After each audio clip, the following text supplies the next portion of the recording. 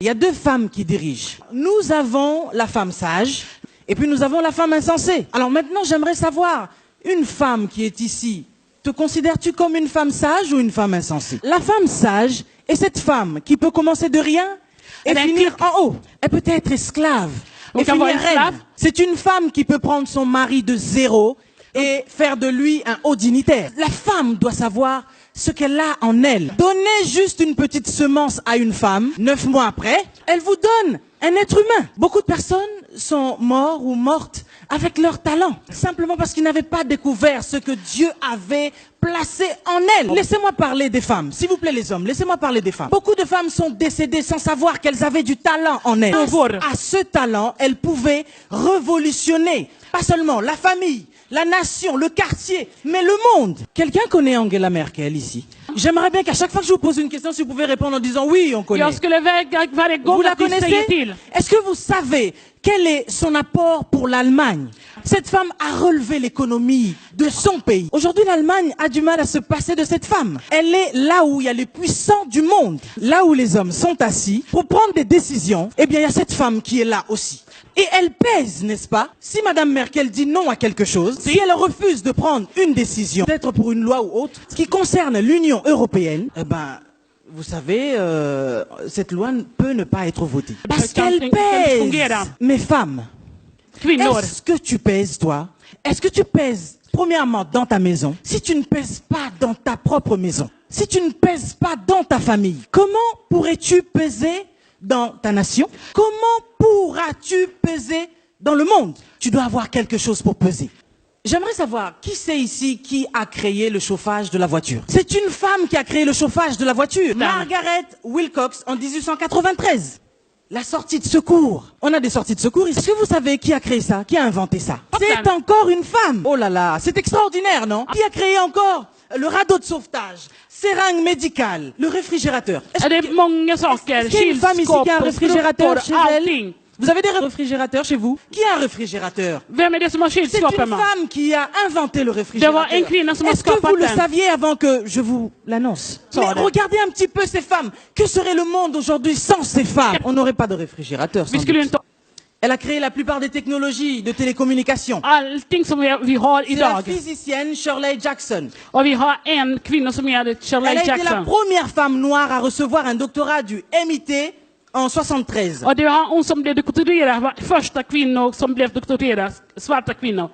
Et grâce à elle, aujourd'hui, on peut avoir des téléphones. Le gilet pare-balles, c'est encore une femme qui a créé ça. Le lave-vaisselle, c'est encore une femme qui a créé ça. La vidéosurveillance, c'est encore une femme qui a créé ça. Il y a tant de choses que les femmes ont créé, ont inventé. Mais j'aimerais qu'une femme puisse me dire là, qu'est-ce que ces femmes qui ont inventé toutes ces choses, qui ont changé le cours de l'histoire aujourd'hui, ont-elles, parce que la plupart sont décédées, ont-elles eu de plus que vous?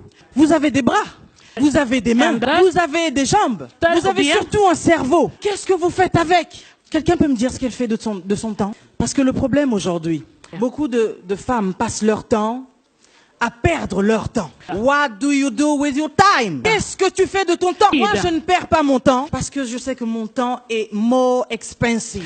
Mon temps est précieux. Mais beaucoup de femmes passent leur temps dans les réseaux sociaux à ne rien faire du tout, à poster peut-être parfois bêtement leurs photos tout le temps. Et chaque seconde, allez voir combien de likes j'ai, combien de commentaires j'ai. Mais ça vous apporte quoi? Depuis que vous avez commencé à envoyer ces photos, à mettre des commentaires par-ci par-là, les ragots, les Audi, les...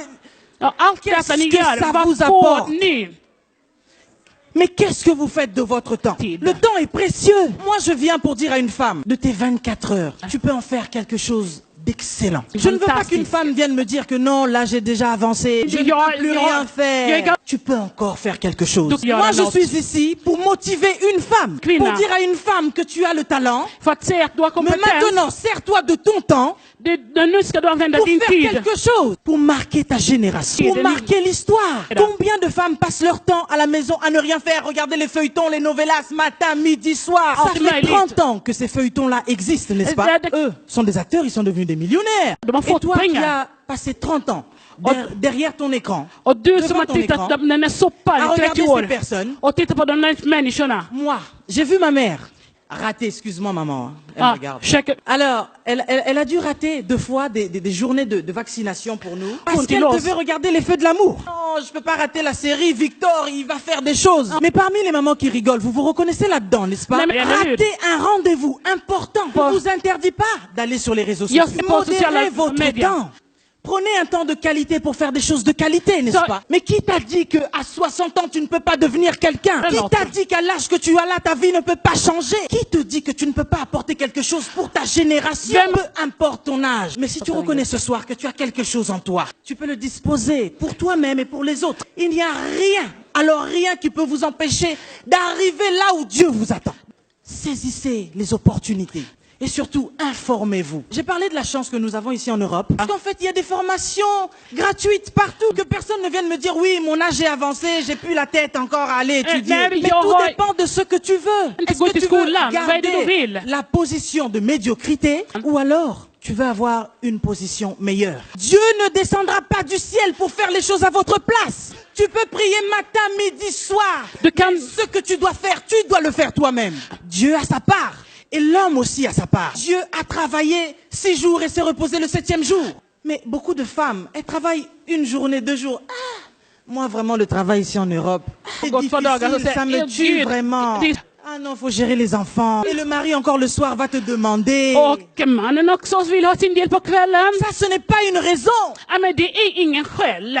Quelle est ta différence, toi et Angela Merkel? N'est-elle pas une femme comme toi? Elle est aussi mariée. Et comment fait-elle alors pour gérer sa maison et gérer l'Allemagne? Je vous l'ai dit au début, elle a relevé l'économie. Jag sa ju det.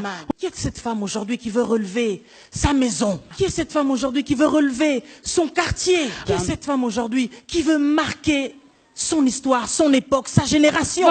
Beaucoup de femmes ici sont comme des téléphones portables avec beaucoup d'applications, mais qui ne servent à rien. Il y a plein de femmes qui ont des téléphones dès qu'il faut faire quelque chose.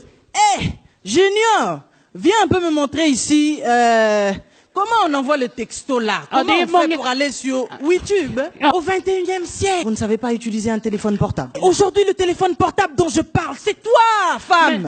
Comment est-ce que tu ne sais pas utiliser le potentiel que Dieu a placé en toi? Tu es plus qu'un téléphone portable. Tu as tellement d'applications en toi. Saisis l'opportunité et lève-toi maintenant.